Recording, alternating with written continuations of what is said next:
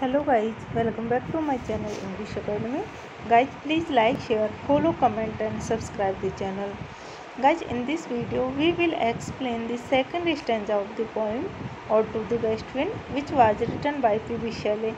Guys, in the last video we have explained the first stanza of the poem. In the first stanza, the poet describes the effect of the west wind over the earth when it blows. Guys, in the second stanza of the poem, the poet describes the effect of the west wind over the sky and the ocean. Guys, this stanza is also written in 14 lines. Here the poet uses terza rima. Guys, what do you know mean by terza rima? Guys, terza rima is an Italian verse form consisting of stanzas of 3 lines. The first and the third lines rhyming with one another and the second rhyming with the first and the third of the following tercet. This series ends with a line that rhymes with the second lines of the last stanza, so that the rhyme scheme is ABA, BCB, CDC, DED and EE. Guys, what do you know the word rhyme scheme? Guys, rhyme scheme is the musical sound at the end of the lines. Guys, you know that this stanza was written in iambic pentameter. Guys, iambic pentameter refers to the pattern or rhythm of a line of poetry or verse and has to do with the number of syllables in the line and the emphasis places on those syllables. Now guys, come on the topic. We are going to explain one by one word and the lines of the stanza. So guys, let's start now. Guys, first of all we will discuss the meaning of one by one word in the line and also explain one by one line of the stanza. Guys, in the opening stanza we say that thou on whose stream mid the steep skies commotion. Guys, thou means you. Here this word refers for the west wind. Stream means current. Mid means middle or between. Steep means highest point of the sky. Commotion means storm or moving. Thou on whose stream mid the steep skies commotion. Guys, in these lines the poet says that when the west wind blows in the sky, she brings a storm there. With the current of the west wind, there comes a storm in the sky. Guys, in this line the poet uses literary terms personification. Guys, what do you know mean the term personification? Guys, personification is the attribution of a personal nature or human characteristics to something non-human or the representation of an abstract quality in human form. Guys, the west wind is personified in this line. Next line is that loose clouds like earth's decaying leaves are shed. Guys, loose means here the word loose refers for the full of water. Like earth's decaying means dead or rotten. Are shed means are carried away by the west wind. Guys, in this line the poet says that with the current of west wind, the clouds which are full of water fly with the west wind towards the horizon. Guys, here the poet compares loose clouds to decaying leaves. He uses the literary device simile. Guys, what is simile?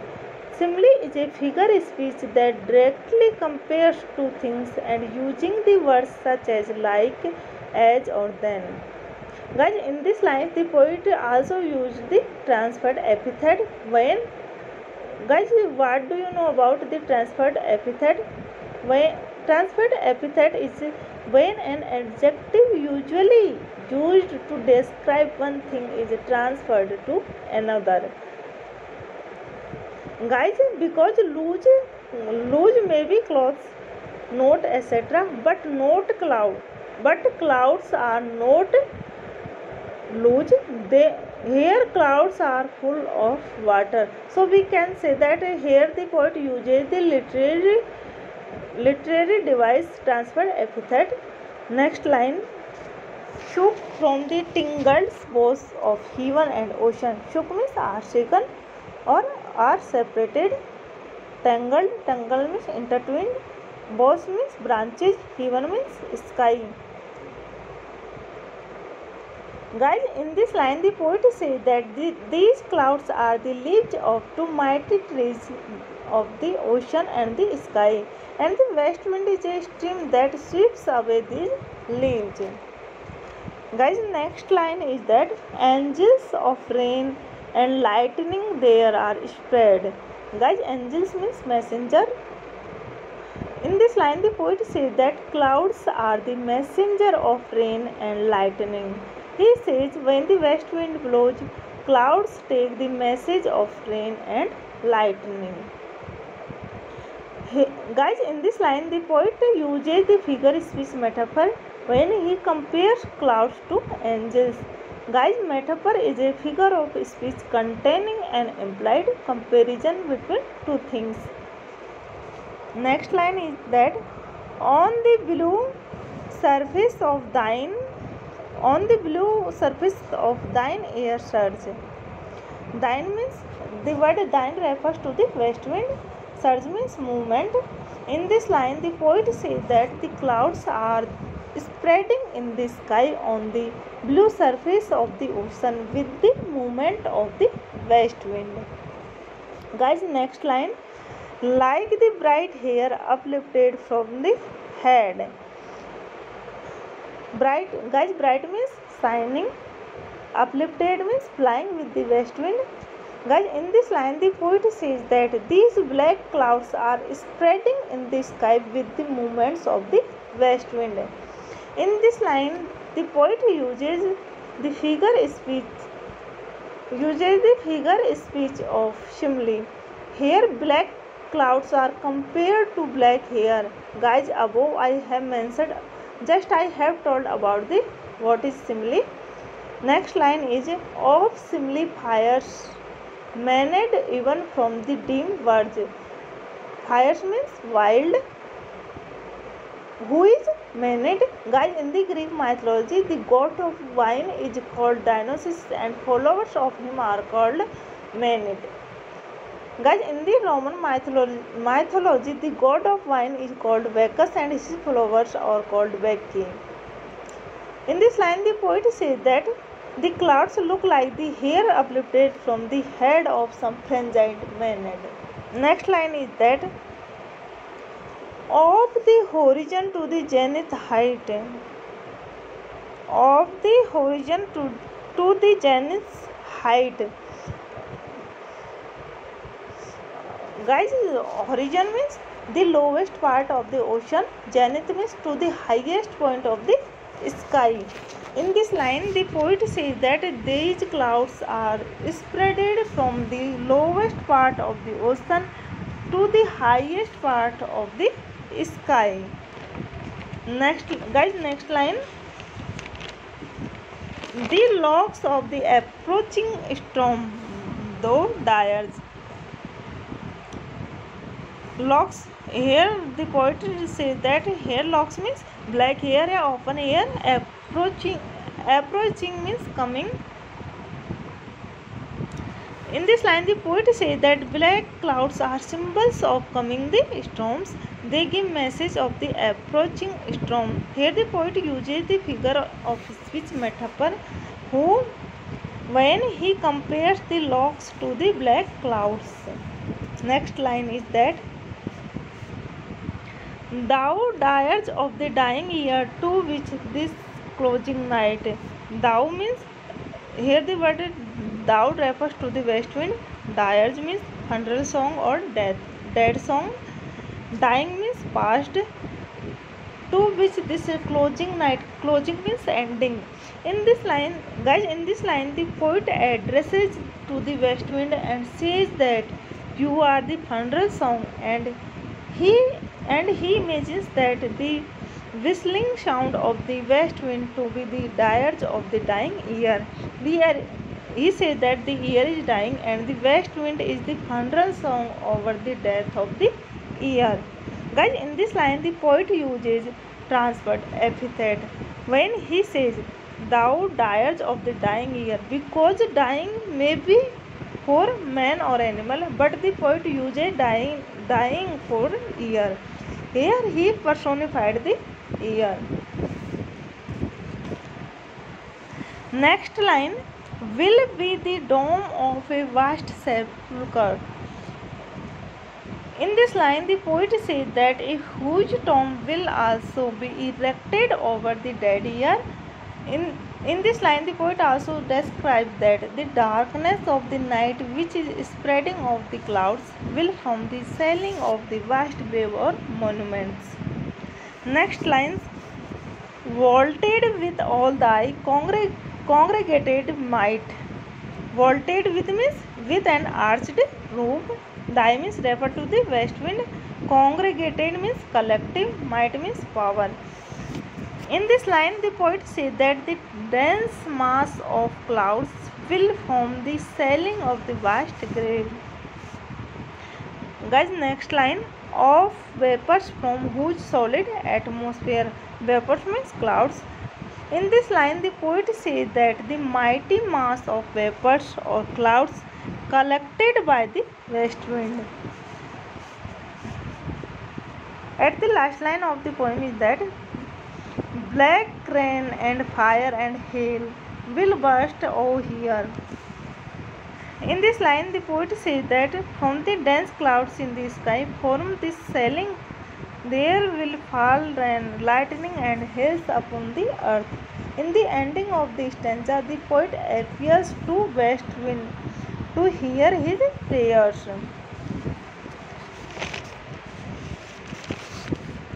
Guys, above I have explained one by one line of the stanza. Now we explain the whole stanza.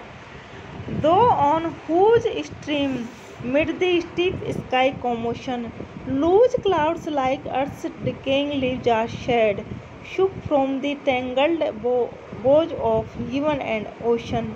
Angels of rain and lightning there are spread on the blue surface of thine airy surge, like the bright hair uplifted from the head of some fires emanate even from the dim verge of the horizon to the zenith height, the locks of the approaching storm. Guys, in the opening, the poet says that the poet symbolizes the west wind and says that west wind is a symbol of force and power. In this stanza, he describes various effects of the west wind over the sky and the ocean. He describes the great disturbance caused by the west wind when it blows through the sky. The clouds are leaves of two mighty trees, the ocean and the sky, and the west wind is a stream that sweeps away these leaves. Angels of rain and lightning there are spread on the blue surface of thine airy surge, like the bright hair uplifted from the head. Guys, in this line, the poet says that the west wind is a stream that sweeps away these leaves. These clouds get scattered over the blue surface of the sky and spread all over it from the extreme boundary of the horizon to the highest point in the sky. Of some fires emanate even from the dim verge of the horizon to the zenith height, the locks of the approaching storm. The poet says that these clouds are the messenger of rain and lightning, are the locks of the approaching storms. They look like the hair lifted from the head of some frenzied maiden, who is the female worshipper of Bacchus, god of wine. Next, thou diest of the dying year, to which this closing night will be the dome of a vast sepulchre, vaulted with all thy congregated might. of vapors from huge solid atmosphere. Black rain and fire and hail will burst here. Guys, the poet imagines that whistling sound of the west wind to be the dirge of the dying year. The year is dying of the dying year to which this closing night. The poet says that the year is dying. The west wind is the funeral song over the death of the year. He says that a huge tomb will also be erected over the dead year. The darkness of the night, which is spreading over the earth, will serve as the dome of that tomb. Vaulted with all thy congregated might of vapors from huge solid atmosphere, black rain and fire and hail will burst here. In the last lines of the poem, in the last line of the stanza, the poet says that the darkness of the night which is spreading over the earth will serve as the dome of that tomb. The dense mass of the clouds will form the ceiling of the vast grave. From the dense clouds in the sky, forming the ceiling, there will fall rain, lightning, hails upon the earth. In the end, the poet appeals to the west wind to hear his prayers. Guys, I hope that you understand the explanation of this stanza and the literary devices used by the poet. Thank you so much guys to watching the video. Thank you so much. Guys, don't forget to like the video. Thank you.